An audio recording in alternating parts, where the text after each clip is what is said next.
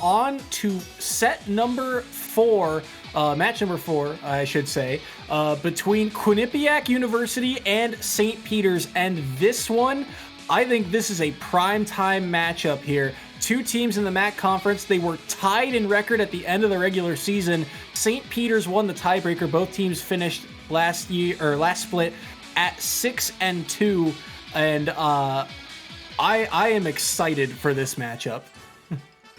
Yeah, this is going to be a little bit sick. You seem to be a little bit more educated about these players than I am. Once again, I'm not always 100% familiar with some of the names that pop up. But while we do have a minute, we can always explain the crew battle format that we have in front of us. Guys, this is modified crew battle. So basically what's going on is schools go head to head, send out their 5 best players, and what happens is they play out a best of 3. So unlike in a regular crew battle where it's just one game and the person moves on with the remaining stocks, this is going to be a best of 3, leaving you room for the stage strikes, for the bands, all sorts of really, really good play, and then you'd pass the baton on to the next player.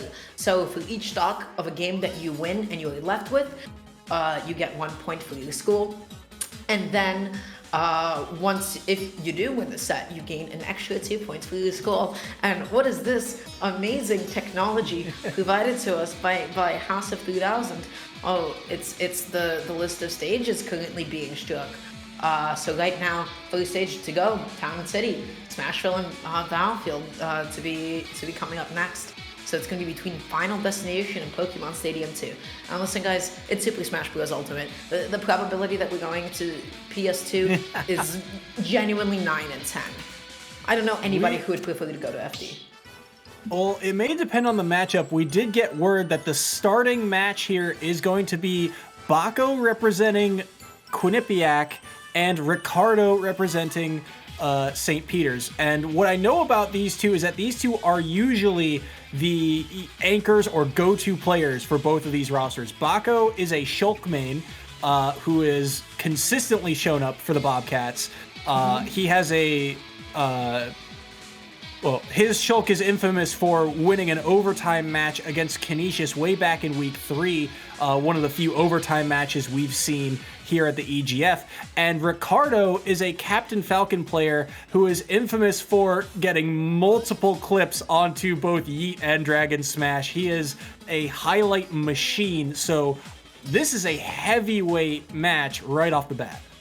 Yeah, it'll be exciting to see them go at it. If only they would jump into the arena and start the game. I think that'd be really sweet of them. If they stick to those characters, I do know Ricardo, I believe, also has a Terry. And knowing these picks and bans, which stage do you think benefits who here?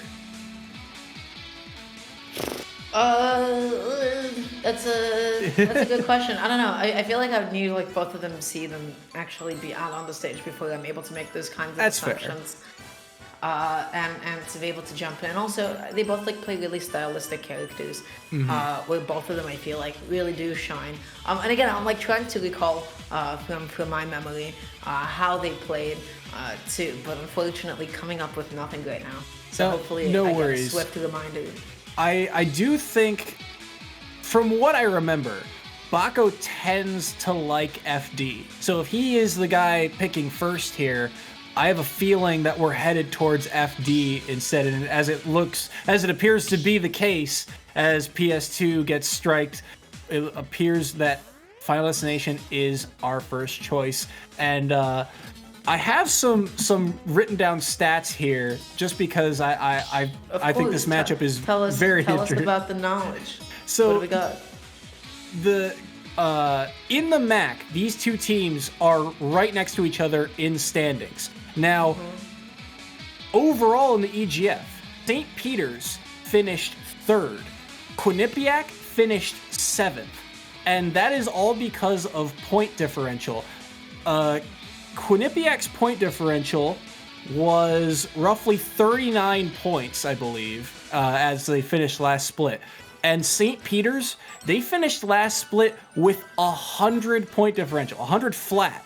That is a lot of points. Yeah, that is that's a body. Disgusting amount of points. And I don't believe these two teams played each other in the first split. So for later on in the season, this is going to have massive implications in the max standings. And it looks like Ricardo is actually going to go Cloud here on FD against Bakko's Shulk. Yeah, and Lady Bakko asserting so much dominance, asserting stage control through themselves. Nailing to grab, getting a bit of an F tilt as well, just throw him off stage. Ricardo can't seem to make it out of the corner, and that is what Shulk does best.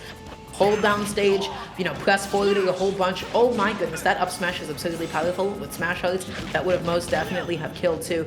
Excellent neutral get up into the shield of Ricardo, just barely mistiming it. You're not able to reaction punish a lot of ledge get ups unless you really adjust your timing sometimes with Wi-Fi because of added input latency. So Ricardo, really unfortunate that they missed it. They love the early up B attempt. Effectively avoiding whatever edge guard Bakko was going for. Yeah, the management of shield arts is going to be I said shield arts, of the different arts that Shulk has.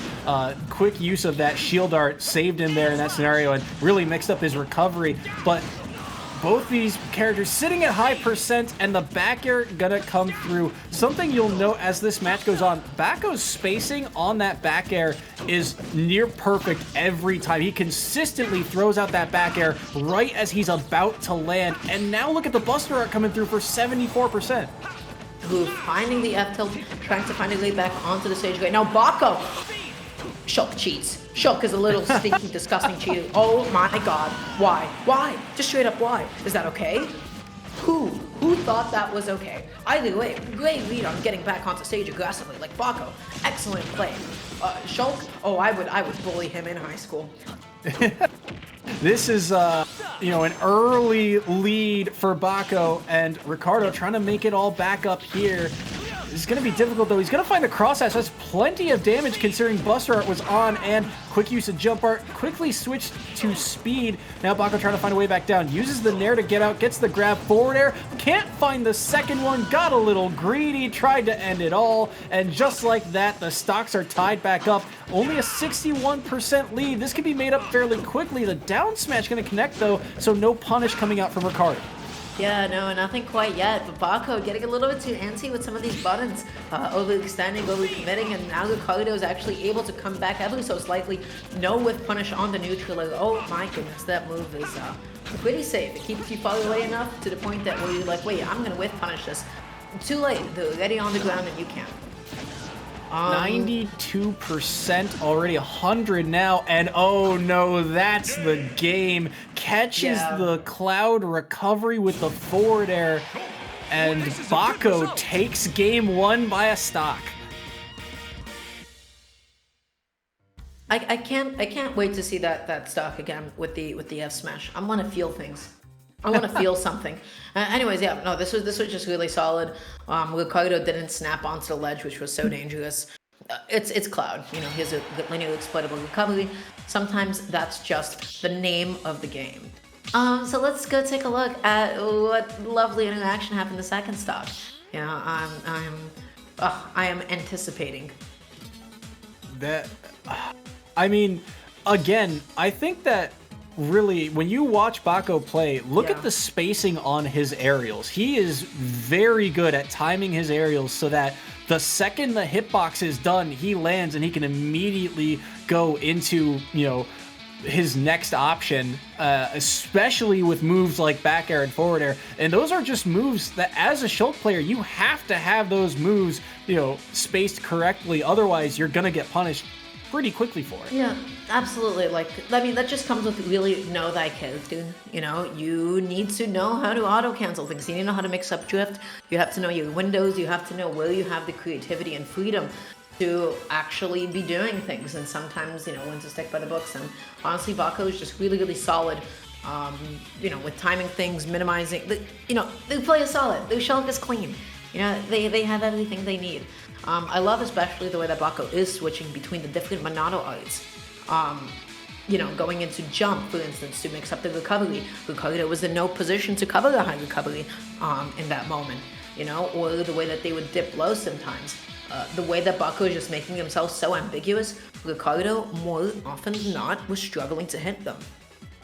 Yeah, and I also, let's see, as we take a look at the counter picks here, Lilat, Yoshi's Island, I believe. No, that's Yoshi's Story, and Battlefield Striked, and we're going to Small Battlefield, it appears.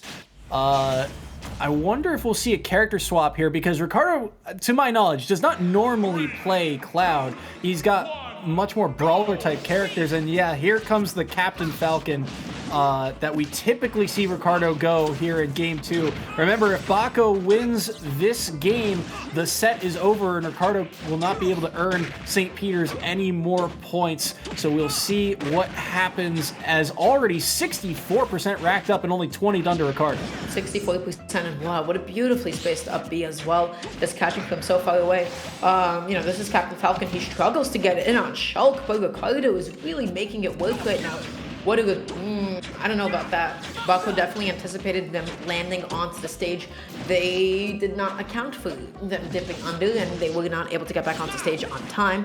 But that being said, they were just able to quickly make this damage up so much, holding down the stage, trying to go for a hard lead with that F smash. That up B almost killing, getting the very last juice of smash fights in there, but just in time for Ricardo, just like an angel's kiss, it disappears.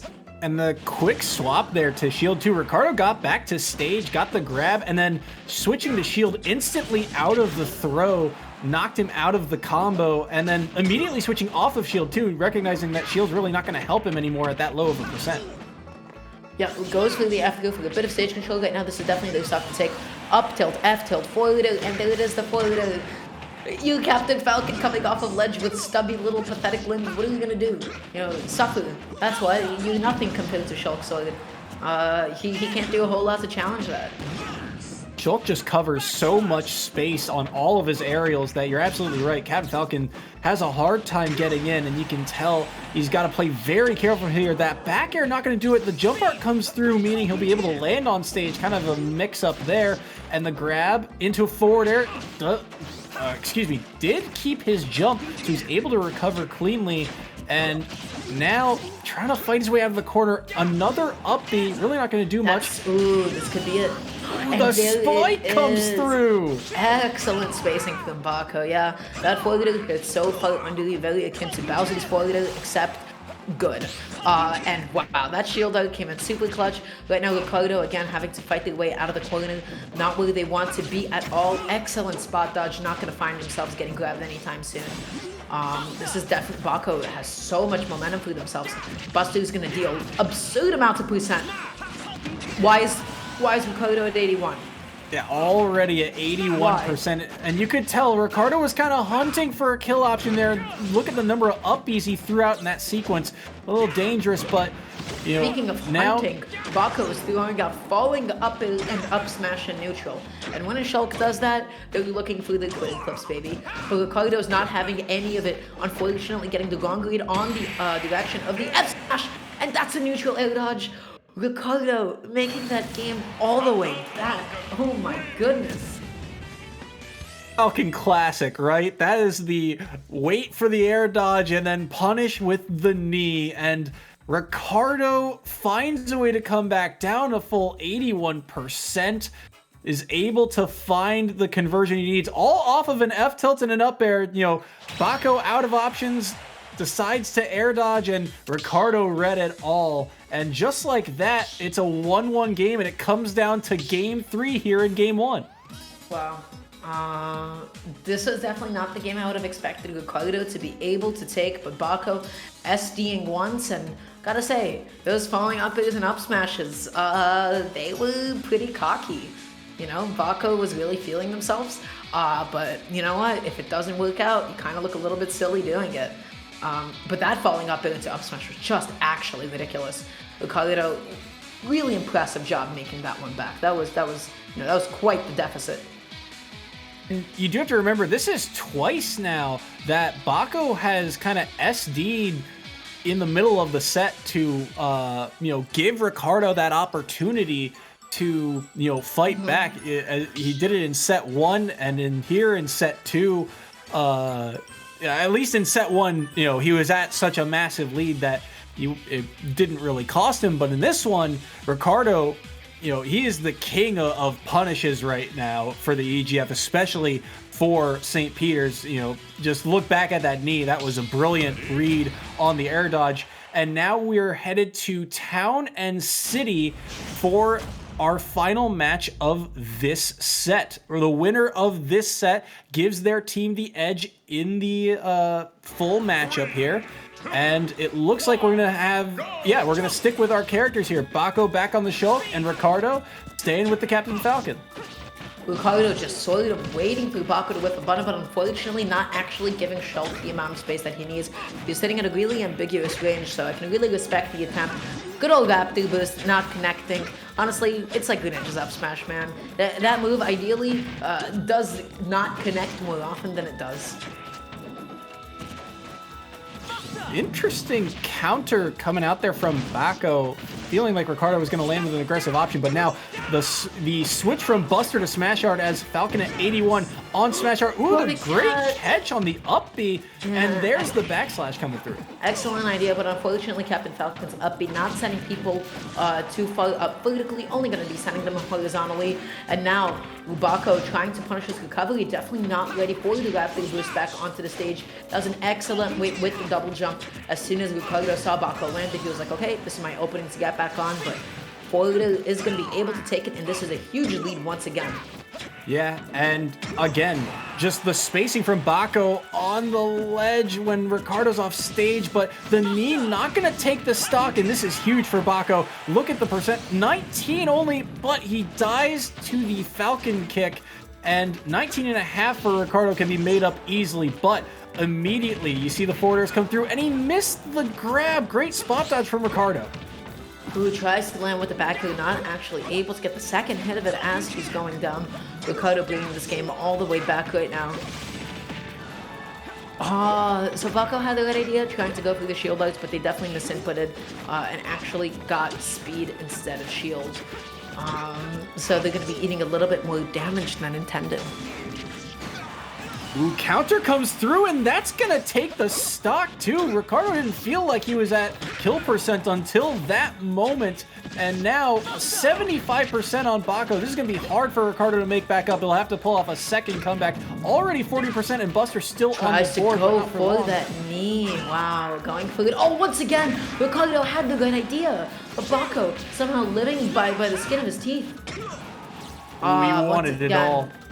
That would have killed too, but that move's just a little bit too slow, and you need the double hit of it. You can't just space it away.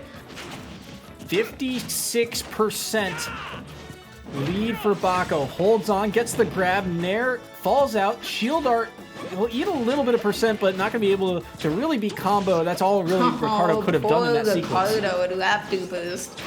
Can't catch a break, man. Poor guy. And there it is. That's going to be the F smash to be able to take it. Bakko finally cleaning the set up for themselves, taking it over.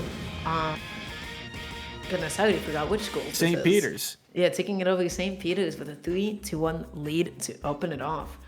It felt like right off the start of that stock, Ricardo had a little bit of momentum, but again, Captain Falcon trying to fight his way out of the corner against Shulk is just so difficult, because look how much space Shulk can cover. He can cover low with down air, in front of him with forward air, and then even above him if he so chooses. It's just so difficult for Ricardo to fight his way out of the corner. He'd been able to do it for so long, but in the end, too high of a percent, and Bakko is able to clean up the set, as you said. Yeah, Bakko did a really good job. Albeit like a couple of questionable commitments, but they were kind of like high risk, high reward ones, like those up airs, those up smashes. So, obviously Bakko definitely had something in mind. Also, some of these F smashes were super slow. Definitely like underestimating just how quickly Captain Falcon can get out of disadvantage and be able to throw out a defensive option.